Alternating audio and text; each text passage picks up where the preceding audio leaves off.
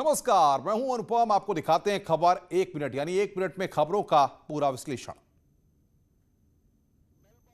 थाना इलाके में सगाई के कार्यक्रम में डीजे पर डांस करने को लेकर जमकर पथराव हुआ और लाठी डंडे चले। पथराव और लाठीचार्ज में कई लोग घायल हो गए, जिन्हें इलाज के लिए जिला अस्पताल में भर्ती करवाया गया है। पुलिस ने 10 लोगों को गिरफ्तार कर लिया है।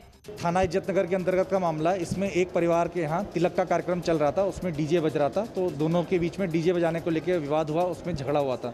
इसी दौरान आज सुबह बता रहे हैं कि एक व्यक्ति जो बूढ़ा व्यक्ति था वो जा रहा था और वहाँ पे 4 लड़के खड़े थे। उनके द्वारा जो बूढ़ा व्यक्ति है उसका रास्ता रोका गया, जिसके बाद पुनः उस विवाद को लेकर फिर से दोनों परिवार आमने सामने आ गए। जो दोनों एक ही समुदाय के हैं, उनके बीच में पथराव भी हुआ। बताया जा रहा है कि कंजादासपुर में चल रहे प्रोग्राम में डीजे पर लड़कियां डांस कर रही थीं। तभी कुछ लोग घर में घुस आए और लड़कियों के साथ डांस करने लगे, और जब लड़कियों ने इसका विरोध किया तो दबंगों ने मारपीट शुरू कर दी। हमारे घर में देवर का सगाई का प्रोग्राम था, उसमें लड़कियां डांस वगैरह कर रही थी। शाम में इनके तरफ से लड़का आकर हमारे घर में बदतमीजी करने लगे हम लोगों के साथ में। जब उनकी बदतमीजी हम लोगों ने रोकने के, हमारे देवर ने रोकने की कोशिश करी, उन लोगों ने हमारे साथ में हाथापाई करी, पथरावबाजी करी रात के समय। लखनऊ के अजीत सिंह मर्डर केस के मुख्य साजिशकर्ता और पूर्व बाहुबली सांसद धनंजय सिंह ने कई दिनों के लुकाछिपी के बाद प्रयागराज के एमपी एमएलए कोर्ट में सरेंडर कर दिया। माफिया डॉन धनंजय सिंह पर अजीत सिंह हत्याकांड में 25,000 का इनाम घोषित था। धनंजय पर हत्या की साजिश के साथ अपराध के बल पर करोड़ों रुपए की संपत्ति अर्जित करने का भी आरोप है। पिछले कई दिनों से यूपी पुलिस धनंजय सिंह की तलाश में लखनऊ से लेकर दिल्ली तक छापे मार रही थी। सरकार ने संपत्ति कुर्क करने के आदेश तक दे दिए थे। खुद को चौतरफा घिरता देख धनंजय ने कोर्ट में सरेंडर कर दिया। विशेष कोर्ट में इलाहाबाद में समर्पण किया है और समर्पण करके ये जेल जा रहे हैं। वहीं अजीत सिंह मर्डर केस के दूसरे आरोपी शूटर अंकुर ने भी लखनऊ की सीजेएम कोर्ट में सरेंडर किया।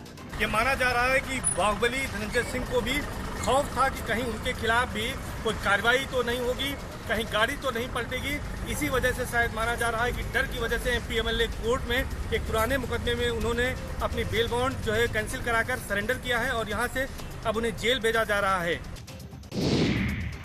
प्रयागराज में माफिया और बाहुबलियों के खिलाफ प्रशासन का शिकंजा जारी है। भदोही के ज्ञानपुर के बाहुबली विधायक की बिल्डिंग पर प्रशासन ने बुलडोजर चलाया। पीडीए ने विजय मिश्रा के अवैध कॉमर्शियल कॉम्प्लेक्स को गिरा दिया। यह अवैध निर्माण अल्लाहपुर इलाके में कराया गया था। विजय मिश्रा ने इस टावर में अवैध रूप से ऊपर की 2 मंजिलें बनाई हुई थी। हैरानी की बात है कि पुलिस चौकी के पास करोड़ों की अवैध इमारत खड़ी की गई थी। पीडीए से सिर्फ 2 मंजिल का ही नक्शा पास कराया गया था। विजय मिश्रा के करोड़ों के आशियाने को सरकारी अमला पहले ही 5 नवंबर को जमींदोज कर चुका है। नक्शे के अनुरूप कन्वर्ट करके जो नक्शे से अधिक का भाग जो है स्वतः गिरा लेना था, और जो अभी तक इनके द्वारा नहीं किया गया, लगभग 4 महीने से ज़्यादा बीत चुका है। अभी तक उसका 10% काम भी इसमें नहीं किया गया है, और लिहाजा प्राधिकरण द्वारा निर्णय लिया गया है कि इसमें आज कार्रवाई किया जाए और इसके संबंध में इनको लखनऊ में मुख्यमंत्री योगी आदित्यनाथ ने यूपी लोक सेवा आयोग के जरिए चयनित उपजिला अधिकारियों को नियुक्ति पत्र बांटे। इस मौके पर उन्होंने कहा कि सत्ता संभालते ही उन्होंने सभी आयोगों और भर्ती बोर्ड से जुड़े अधिकारियों को कहा था कि आप लोगों के काम में हस्तक्षेप कोई नहीं करेगा, इसलिए कभी पारदर्शिता को लेकर शिकायत नहीं मिलनी चाहिए। आपके कार्य में कोई हस्तक्षेप नहीं करेगा और आप इस मामले में किसी की सिफारिश भी नहीं मानेंगे। लेकिन अगर मेरे पास कहीं से शिकायत आई तो याद रखना कि आपके जीवन का वो सबसे बुरा दिन होगा। सीएम योगी ने सभी 97 अधिकारियों की नियुक्ति पर बधाई देते हुए कहा कि आपकी ऊर्जा का इस्तेमाल सूबे को और बेहतर बनाने के लिए लगाएंगे। उन्होंने कहा कि जनता ईमानदार अधिकारियों की तारीफ खुद करती है। योगी बोले, मेरा कर्तव्य ही मेरा धर्म है। यही मेरा राष्ट्र धर्म है और यही मेरा कर्म भी है। अपने कर्तव्यों का ईमानदारी पूर्वक निर्वहन ही मेरा राष्ट्र धर्म होगा। मेरी पूजा पद्धति, मेरी उपासना विधि अलग है, वो मैं अपने घर में करूंगा। मुख्यमंत्री योगी आदित्यनाथ ने गोरखपुर को 131 करोड़ की परियोजनाओं का तोहफा दिया। इस दौरान उन्होंने 76.39 करोड़ की 9 परियोजनाओं का लोकार्पण और 54.20 करोड़ की 16 परियोजनाओं का शिलान्यास किया। महंत दिग्विजयनाथ स्मृति पार्क में आयोजित हुए कार्यक्रम में सीएम योगी ने कहा कि बजट में हमने समग्र विकास और रोजगार दिया है। उन्होंने कहा कि हमने गोरखपुर को पर्यटन और ज्ञान के केंद्र में बदला है। सरकार शिक्षा, स्वास्थ्य और सड़क सभी क्षेत्रों में काम कर रही है। प्रदेश हो या केंद्र हो, दोनों सरकारों का बजट विकास और रोजगार को केंद्रित करते हुए प्रस्तुत किया गया था। सीएम योगी ने इशारों ही इशारों में विपक्ष पर भी निशाना साधा है। यानी जो कार्य पिछली सरकारों ने जिसे हताशा और निराशा में बदल दिया था,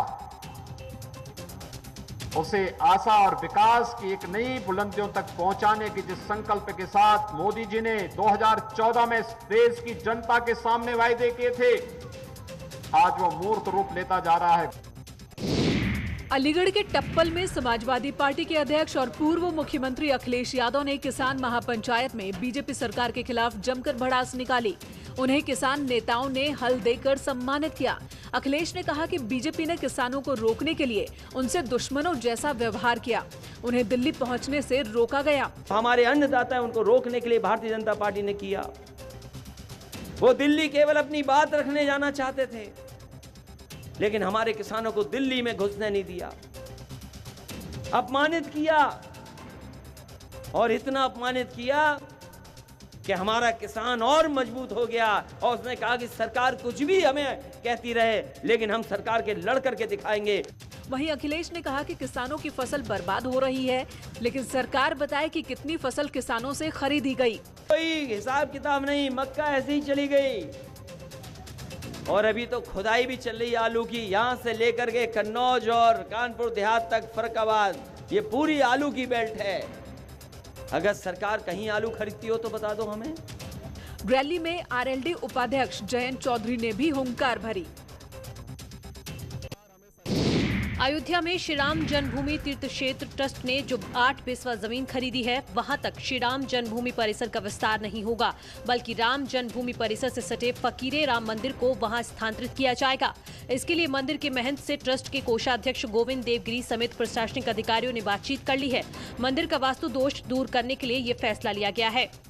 और रामलला के मंदिर निर्माण में परकोटा के वास्तु दोष को समाप्त करने के लिए, परकोटा वो चीज होती है जिसे जगमोहन कहते हैं, वो जगमोहन फकीर राम मंदिर के प्रांगण में आ रहा है। राम मंदिर ट्रस्ट पास की जमीन लेने के एवज में 4 करोड़ रुपए भी देगा। प्रतिष्ठा और जो मंदिर का आकार, मंदिर की व्यवस्था है, वो उसके हिसाब से जमीन हमको नहीं मिल रही है और ना पैसा दिया जा रहा है। अब ये ट्रस्ट कितनी ज़बरदस्ती करता है, कितना देते हैं, क्या करते हैं, वो तो उस समय ही पता लगेगा जब हमारे क्लियर बात सामने आएगी। अभी तो कोई लिखा पढ़ी की कोई बात हुई नहीं।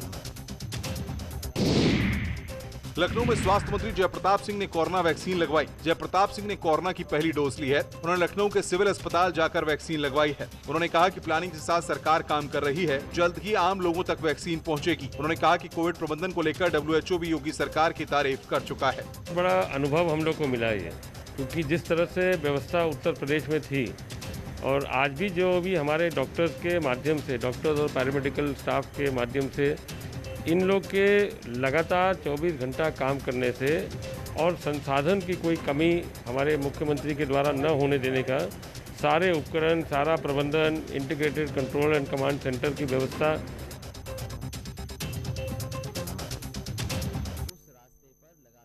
देवरिया के एक प्राइवेट अस्पताल की महिला डॉक्टर ने ऑपरेशन के दौरान लापरवाही की सारी हदें पार कर दी। सिजेरियन ऑपरेशन के दौरान एक डॉक्टर महिला के पेट में तौलिया ही भूल गया और टांके लगा दिए। कुछ महीने बाद जब महिला की हालत बिगड़ने लगी, तब अल्ट्रासाउंड में पता चला कि उसके पेट में तौलिया है।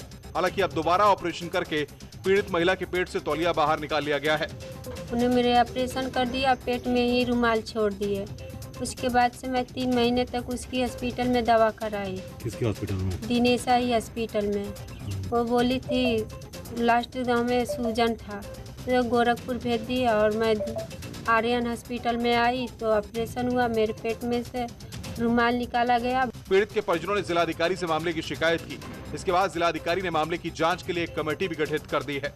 सूचना ये मिली है कि वहाँ संभवतः कोई पाइट जो है छूट गया है। मैंने एडिशनल सीएमओ से कहा है कल शाम तक को मुझे इंक्वायरी रिपोर्ट देते हैं, जैसे रिपोर्ट मिलती है मैं उसके अनुसार कार्रवाई करूंगा।